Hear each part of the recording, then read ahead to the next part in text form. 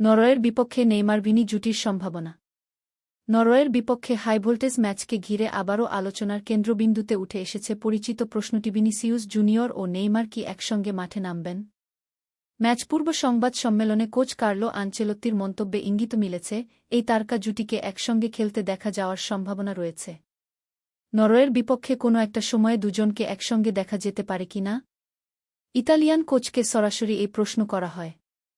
তিনি উত্তর দেন, নেইমার ও ভিনি একসঙ্গে খেলতে পারে। আমি মনে করি তারা একসঙ্গে খেলবে। ভিনির পজিশন পাল্টানো নিয়েও আনচেলত্তি কথা বলেছেন। ভিনি অনেক দিন ধরেই তার খেলার পজিশন পরিবর্তন করে আসছে রিয়াল মাদ্রিদে, এবং এখন সে খুব ভালো করছে। প্রতিপক্ষকে সংশয়ে রাখছে। উইংয়ে সে অ্যাসিস্ট করতে পারে, অনেক গোলও করতে পারে। বিশ্বকাপের আগে কাফ ইনজুরিতে পড়েন নেইমার। এরপর টুর্নামেন্টের প্রথম 2 ম্যাচে তাকে বেঞ্চেই রাখা হয়। স্কটল্যান্ডের বিপক্ষে গ্রুপ পর্বের শেষ ম্যাচে মাঠে নামলেও তিনি খেলেন মাত্র শেষ 15 মিনিট। জাপানের বিপক্ষে ম্যাচে তাকে মাঠের পাশে অনুশীলন করতে দেখা যায়, যেখানে কোচের পরিকল্পনা ছিল অতিরিক্ত সময়ে তাকে নামানোর। তবে গ্যাব্রিয়েল মার্তিনেল্লির একমাত্র গোলে নির্ধারিত সময়েই জয় নিশ্চিত করে ব্রাজিল, ফলে ম্যাচ গড়ায়নি অতিরিক্ত সময়ে এবং মাঠে নামা হয়নি নেইমারেরও।